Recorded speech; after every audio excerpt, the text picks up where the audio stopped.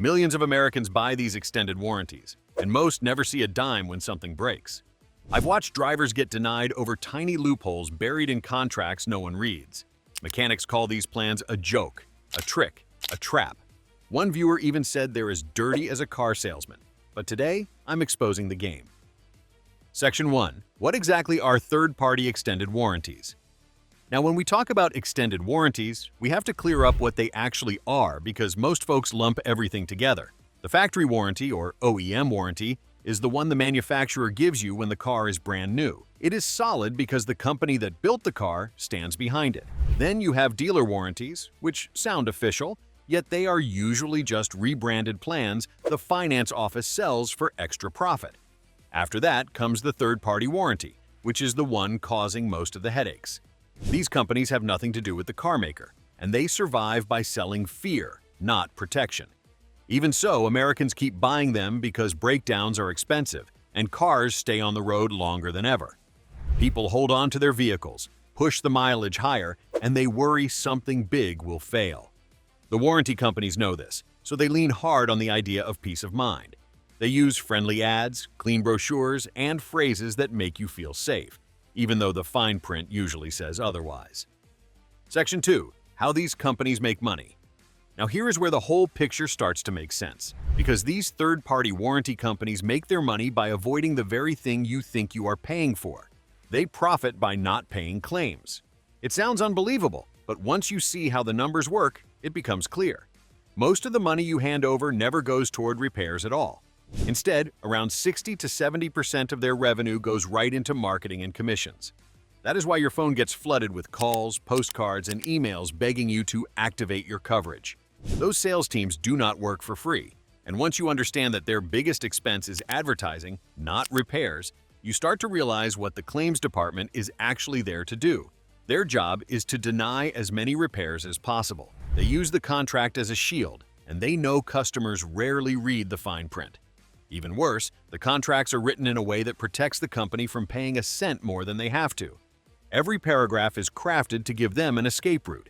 This is where the loopholes come in, and these tricks show up again and again in industry reports. They use wear and tear exclusions, which let them argue that almost anything failed because the part simply aged. They rely on neglect clauses, which give them an excuse to blame the owner for not maintaining the car perfectly. They throw out the term pre-existing condition, which lets them claim the problem was already there before you bought the policy. They even deny coverage over improper diagnosis, which puts the blame on the mechanic, not the part that failed. Then there is the classic escape hatch called not an approved repair facility. This is the one that forces drivers to tow their car across town to a shop they have never heard of. By the time the back and forth ends, most customers are tired, frustrated, and ready to pay out of pocket just to get their car back. Section 3. The biggest scams and tricks used. Now, this is the part most drivers never hear about until it is too late, because these companies survive on tricks that look harmless on paper but turn into a nightmare when something breaks. Trick number 1. The excluded component. Even seasoned mechanics shake their heads at how carefully these contracts are engineered. They look fair, they sound fair, yet the moment you need real help, the company flips the script and uses the same contract to walk away. So, let us break down the biggest scams they use, because once you see how each one works, you will know why so many people feel cheated. The first scam is what I call the excluded component trick. On the surface, the contract looks thick and detailed.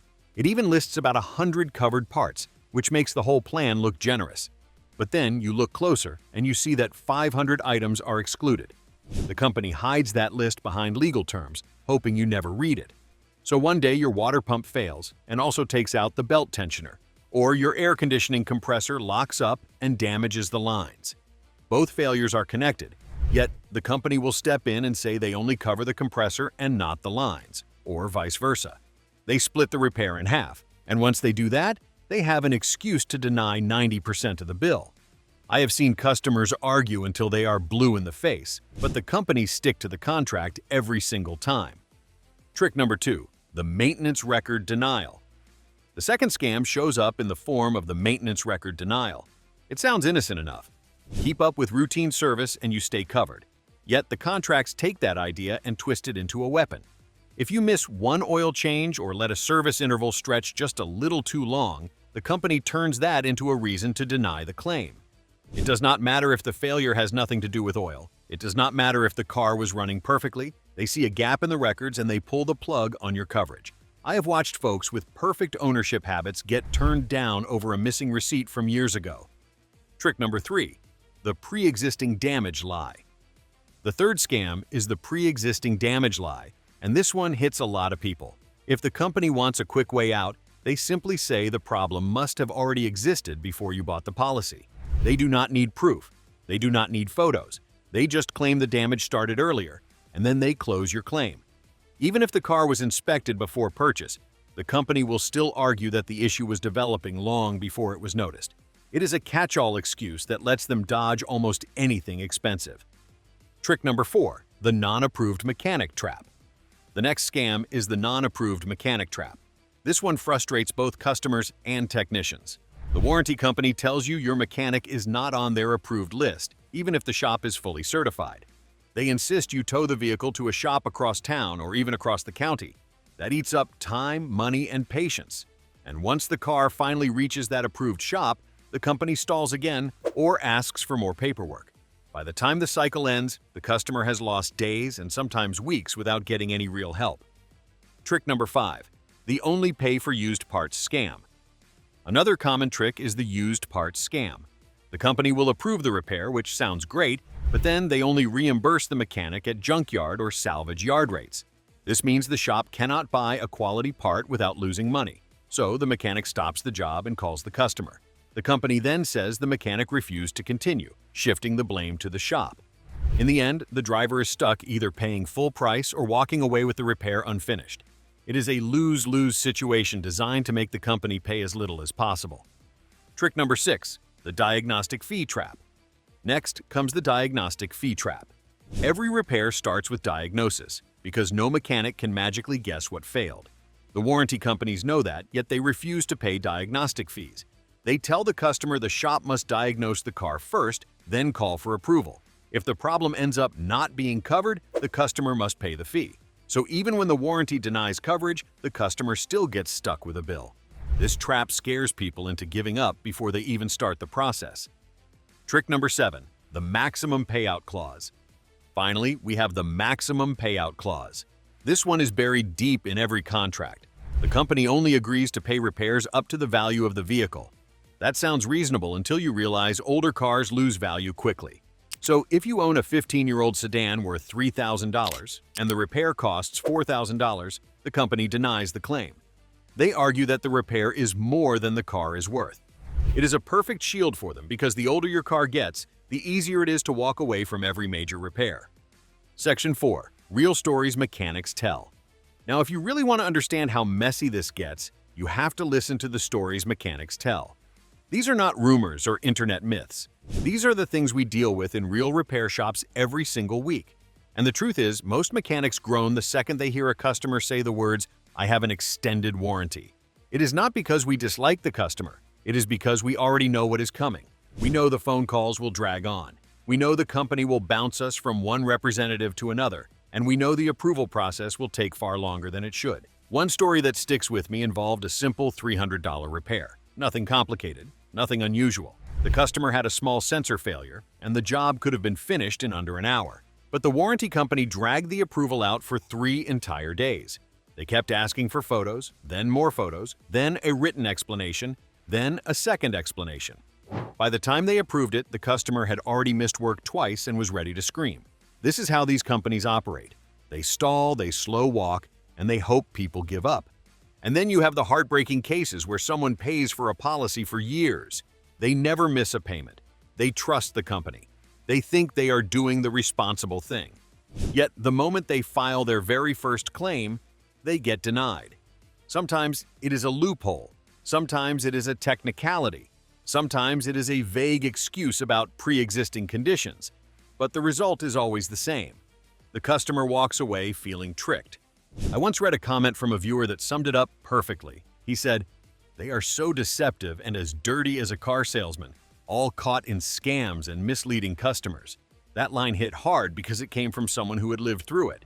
Mechanics see that kind of frustration every day. We are the ones who have to call the customer and deliver the bad news, even though none of it is our fault. Section 5. Why so many Americans fall for it. A big reason this warranty companies stay in business is because they understand how people think. They know that most Americans fear expensive repairs, and they use that fear to sell the idea of security. When someone hears that a transmission can cost $3,000 or $4,000, their mind jumps straight to the worst-case scenario. And when a salesman steps in and offers a plan that protects them, it feels like the safe choice. And this fear is stronger today because people keep their cars longer than ever. Many families drive the same car for 12 or more years, and the mileage keeps climbing.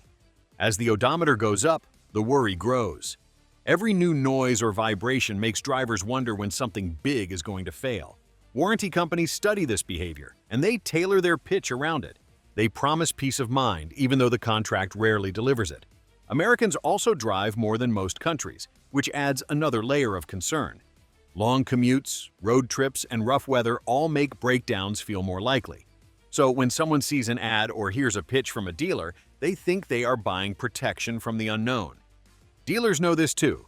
They present these plans as protection packages, not insurance. They slide the contracts into the finance office paperwork and make it sound like a smart add-on. And by the time a tired buyer is signing forms, the plan feels like a small price for long-term security. Section 6. What companies hide in the fine print. Now this is where the real danger hides, because the fine print in these contracts is written to protect the company, not the driver. Most people flip through the paperwork and see a few bold headings, and that is it. But buried inside those pages are loopholes designed to give the company an exit every time the repair gets expensive. One of the biggest ones is something called the limit of liability. It sounds harmless, yet it gives the company the power to cap what they will pay, no matter how big the failure is. Then there is the classic line that says, "Wear and tear is not covered." That phrase alone lets them deny almost anything, because every part on a car wears out eventually. They repeat the same trick with seals and gaskets. Those parts fail all the time on older vehicles, yet many contracts exclude them completely. And if the failure involves something the company considers a non-mechanical issue, the claim is rejected on the spot. Another dangerous clause is the maximum payout limit. This means they never pay more than the car is worth. As the value drops, the chance of getting denied goes up. Once the repair estimate crosses that value number, the company walks away. From a mechanic's point of view, about 90% of the failures we see involve parts these contracts quietly exclude. Customers think they bought protection. The fine print says otherwise. Section 7. When an extended warranty can make sense. Even though many extended warranties are questionable, there are moments when they genuinely make sense. First, a manufacturer-backed warranty extension can be a smart choice because it comes directly from the company that built the vehicle. These programs are usually transparent, and they honor their coverage because their reputation is on the line. They also use approved parts and trained technicians, which adds real value. Additionally, certified pre-owned warranties are often reliable. When a vehicle becomes CPO, it goes through strict inspections, and the warranty that comes with it is usually endorsed by the automaker itself. As a result, the protection tends to be solid. Therefore, while most third-party plans are risky, OEM-backed or CPO warranties offer consistency and accountability. They are far safer because the companies behind them want to maintain trust and avoid negative publicity. Section 8. What to do instead. Instead of signing up for questionable third-party plans, drivers can take simple and effective steps to protect themselves. First, setting aside just $20 to $50 each month in a repair fund provides real flexibility. Over time, this creates a safety cushion that you control, without deductibles, restrictions, or fine print. Furthermore, if additional coverage is truly needed, choosing a reputable OEM warranty is the safest route. These plans come with clear terms, dependable service networks, and fewer surprises. At the same time, it is wise to avoid cold call warranty companies because they rely heavily on high-pressure tactics. In addition, many dealerships attempt finance office upsells during the final paperwork. Politely declining or taking time to research before signing can prevent unnecessary expenses. Ultimately, these alternatives offer control, transparency, and long-term peace of mind. If you've ever had a warranty claim denied, tell me your story in the comments because I want to hear it. Your experiences help others avoid the same traps. And stay tuned because upcoming videos will break down common dealer scams, surprising mechanic lies, and plenty more money-saving tips.